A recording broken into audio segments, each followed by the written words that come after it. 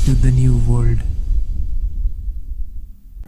Hello and welcome to Logical Electrical, guys. In this video I would discuss two major topics. Okay, first is what is the basic flaw of Coulomb's law. In other words, what is the shortcoming of Coulomb's law. Yes, Coulomb's law does contain some amount of shortcomings. We would discuss about that in this video. And the second thing that we would discuss today is the superposition principle. The basics of superposition principle, why it's so much important for this electrical world. Okay, so we would discuss about that also in this video. So I hope you would enjoy.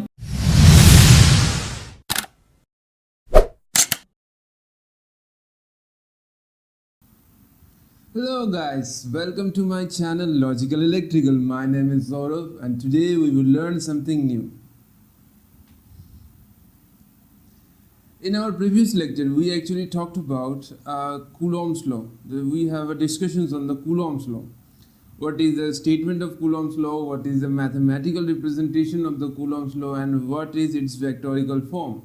And also at the end of the lecture, I have actually talked about there are some flaws or the shortcomings are actually inside the Coulomb's law. So let us see what is its shortcoming. Okay. According to Mr. Coulomb, the electrostatic attraction repulsion force between the charges can be represented by F, that is the electrostatic force, equals to 1 by 4 pi epsilon 0 times Q1 Q2 divided by R square. This equation holds for the system of charges of Q1, Q2, which are separated with the distance of R. Okay. Now what is a system of charge? System of charge is nothing but total arrangement of these two charges which are separated with the distance apart. This total system is basically known as system of charge. So I'm just considering this total thing is a system of charge. Okay. System of charge. So this equation actually holds for this system of charge. Okay. Now, if for this equation only, if the Q1 and Q2, or to be more specific, the system of charges actually lies inside, let's say I'm assuming this system of charges actually placed inside some kind of vacuum or air medium, then this law works completely fine. There is no question about it. Alright. But when you put this system of charge into some different kind of media, that rather than using the vacuum or air, some different medium, then this equation fails miserably. Because, for instance, think about that, as the system of charges are same. Okay. Now, if you put in this one media, then you would get one kind of force value, and if you put in different media, then you would get different force value. That is not actually the case. The total thing is the Q1, Q2 and R square is not changing. Okay. So if you put the system of charge in different kind of media, then this equation fails miserably. So how to fix that? Okay, actually the problem relies inside this epsilon 0. What is it? Epsilon 0 is basically the permittivity of the vacuum or air medium. Isn't it right? Yeah. So epsilon 0, and epsilon stands for the permittivity of the medium. So this is completely, this physical quantity completely depends upon the media in which this system of charge is actually placed. Alright. Okay. This law, this Coulomb's law, this equation is not an universal. Are you getting me? So we have to convert it in a universal form. How can we do so? It's very simple. Just add another third line to the Coulomb's law statement. What is in the statement? That if two charges are separated with a distance apart, then the traction and repulsion force in between them is, first point, is directly proportional to the product of the magnitude of the charges, the force, the electrostatic,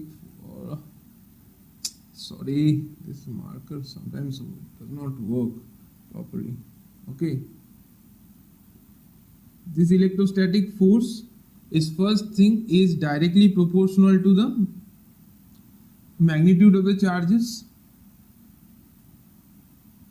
product of the magnitude of the charges, okay, and second thing, it's inversely proportional to the square of the distance between them. If r is the distance, r square. Now I am adding the third line, that is the number 2. I am adding the third line, that is the attraction and repulsion force in between them is inversely proportional to the permittivity of the media. So it's inversely proportional to permittivity of the media. Okay, now I will also write down the statement for you. Then this third statement, just you have to add to the previous the other statement where in the previous lecture I have discussed about it. So just add this third point to it. Okay, so just I'm rubbing it down. Okay,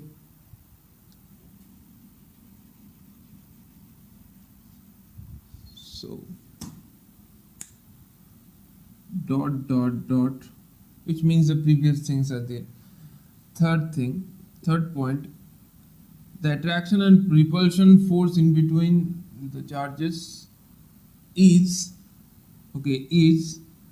inversely proportional to, okay, mathematically we can easily write down this as in F is inversely proportional to epsilon. That is, epsilon is actually the permittivity. Okay,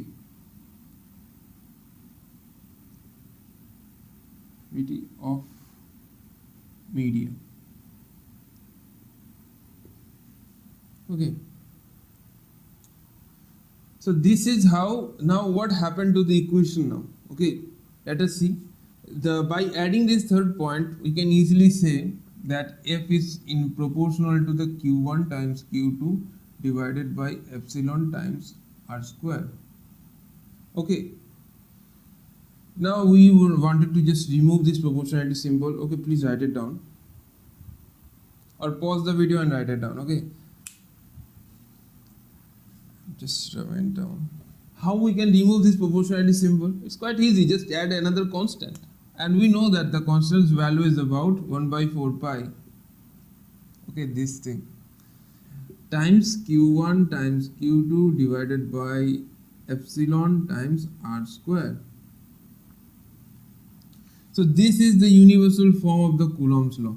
Okay, this never fails, I guarantee you. If the system of charge is, let's say if this system of charge is actually placed in some kind of media, let's say any kind of media, then this epsilon will represent the permittivity of that particular media. Then the law is actually invincible. You cannot break this law. Alright then. So this was the that was the flaw of Coulomb's law, but I don't recognize that's a flaw. So that is the actually recovery equation or the universal form, universal Coulomb's law. Okay, this thing. So next thing we would today learn about what is the definition of the charges. Alright, now unit of charge, so no, sorry, it is not definition of the charge, it is the definition of 1 Coulomb charge. So unit of charge is basically 1 Coulomb, named after this great man who actually proposed this amazing law. Okay, remarkable discovery. Okay, I'm just please write it down. Okay, so next thing we would learn about what is the definition of 1 Coulomb charge. In different books have different kinds of definitions are there, but I will actually prefer very short and crispy way, and you can easily remember this also. Okay, so definition of Coulomb's law. Definition of Coulomb's law. Sorry, definition of 1 Coulomb charge. LOMB, 1 Coulomb charge. Okay, so take an instance.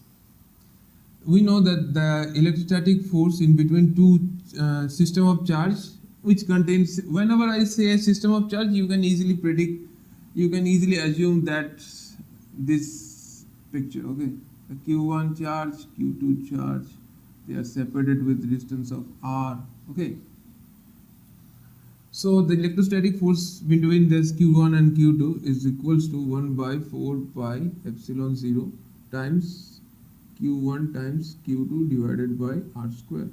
Provided that I have put this system of charge in some kind of vacuum or air media. Alright. So then I am actually using the media's vacuum or air media's permittivity, which is epsilon 0. So this is the actual case. Now I am also assuming that if I put Q1 equals to Q2 is equals to Q, I am putting that, okay.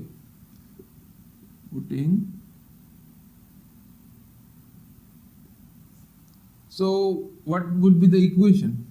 So equation would be F is equals to 1 by 4 pi epsilon 0 times Q square divided by R square. Okay, I'm right. Am I right?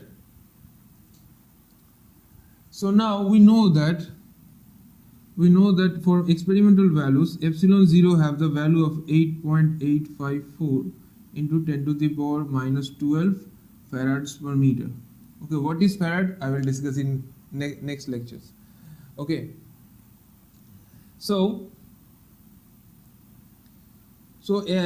if I put this value into this complete expression, okay, then what happened? Then I would get the value about 9 in 10 to the power 9. Okay, this is the value I have actually get. So Q square divided by R square times F. So this is the overall generalized equation that I have get by putting the epsilon's value into here. So now the tricky part. Now if I put, okay, I am just, okay, have you written down this? Okay, I'm just grabbing it. Okay, now if I put Q is equal to 1 coulomb, okay, R is equal to 1 meters, then so the force would be 9 10 to the power 9 newtons. Isn't that right? So what this data tells us, okay, how the picture this data. So what is that? There's two charges. Each charge will contain 1 coulomb charge, okay, assuming both are positive, okay, or both are negative, maybe. I'm considering both are positive, and they are separated with 1 meter distance apart. Then for this, the system of charge, the force, the repulsion force in between them is about, F repulsion is about 9 into 10 to the power 9 newtons. They will experience this much force in between these charges. Am I clear? Okay. So I will use this data, okay, I will use this complete data and generate the definition of charge, definition of the 1 coulomb charge. How can we do so? Let's see. We have these three data, remind that, okay. So I'm just writing down the complete definition, okay, definition. If two similar charges, let's say, if two similar charges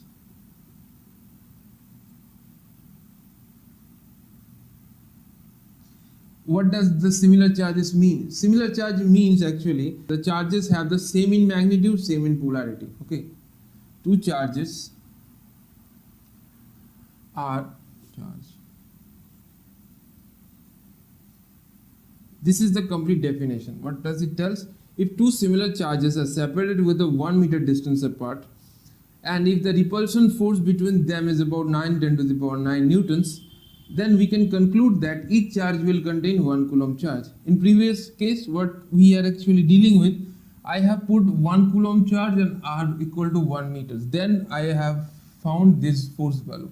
In this statement, I have just giving the value of force and the value of R. I am determining this 1 coulomb. Okay, same thing. So please write it down. Okay. So this is the definition of 1 coulomb charge. Next thing, I want you to think about a situation. Okay. Think about a situation in which there is a group of charges. There is some group of charges out there. Okay. Let's see. 4. Okay. So these are basically a group of charges. So think about that. There's a group of charges inside in some space. Now what happened? My question to you is, what happened to the charges? You might answer, they will experience forces. Yeah, it's obviously right. But I want to know what is the total force act upon, what is the net force act upon and charge, and individual charges. Okay. Previously we actually learned about what happened if two charges getting vicinity. Mr. Coulomb says about that they will actually attract or repel depending upon the charge nature, and he also proposed the magnitude of the force by which they will attract or repel. Okay. So now in this case the case is quite different. There is a multiple number of charges are there, and they are also kept in vicinity with respect to each other. Now what happened to them? They will experience force. Now in each individual charge, how much it can experience force? That is the question. That question is easily understood or easily can explain by using the superposition principle. Superposition principle is quite handy for us. Okay. Now what is the superposition means? Superposition literally means one upon another. It's a basic form of addition. Okay. Now what does this law states? This superposition principle tells us about the net force act upon a charge. The net force act upon in a system of charges is the sum of the forces act individually. Now what does it mean? It means that now I am considering I wanted to know what is the force experienced by this charge. I will name them A, B, C. Let's say it's a P. Okay. So I am just wanted to know what is the force experienced by this P charge. Okay. What is the net force it experiences? So superposition principle tells us that assume there is a one test charge and another dominating charge. These charges are basically known as the dominating charges. So assume only one dominating charge is present, other charges are absent there. So I'm considering A is present whereas B and C is actually absent there. So what happened? Two charges are there. The Coulombic attraction repulsion force will act. Okay, electrostatic force will act between them. Now the direction of force will be completely dependent upon the charge's nature. I'm also assuming this polarity plus minus plus. Okay. So it is plus, it is also plus.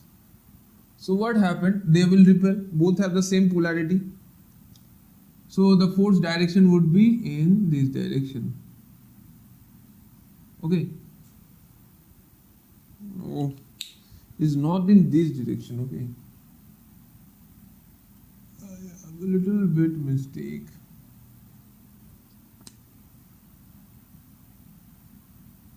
Force might be in this direction. Okay. So what is it? I am naming the force of AP. Why AP? Because the force act upon P due to A, because A is a dominating charge here. Okay. Force vector. So what happened to in case of B? So B is actually, it is plus, it is minus. So it will attract. So the force direction would be in this direction. Okay, so what is the name of the force? Oh, you might tell that the force will be PV because it's coming from this side. No, actually not is the case. B is the dominating, so in which the force is acting in the charge P. Okay, so I'm writing it down as a PP. For easily you can remember that the dominating charge to the test charge. Okay, dominating charge to the test charge. Dominating charge A to the test charge is P, so AP. Dominating charge is B to the test charge is P, so BP. So in this case also you can see it is in this direction, which is F of Cp. So now superposition principle is actually tells us that F of P, the total net force at P, is equals to sum of all the forces, F of AP plus F of BP plus F of Cp. Vectorical sum. So this is how we can easily determine what is the net force acted upon in a particular charge of a group of charge. Okay, so I think you have understood this. Now the next thing that pops up in my mind is that why this Coulombic force actually act? Where does it comes from? Where if you put these two charges into your system, if you put two charges in some kind of medium, why they exert force in between them? What is the true origin of this force? I wanted to know that. Opposite attract, same repels. What is actually happening here? What is actually the origin of the force? I have to learn about it. I wanted to learn that. So this is my question to you. Okay, so think about that. Why the Coulombic force or the electrostatic force is basically existed? What is the true origin of this force? So I think this is for today. This is all for today. I hope we will meet very soon. And also I will discuss about what is the origin of this electrostatic force in the next lecture. So till then, bye. And if you like this video, then please subscribe to my channel. Thank you. Think basic, think logical.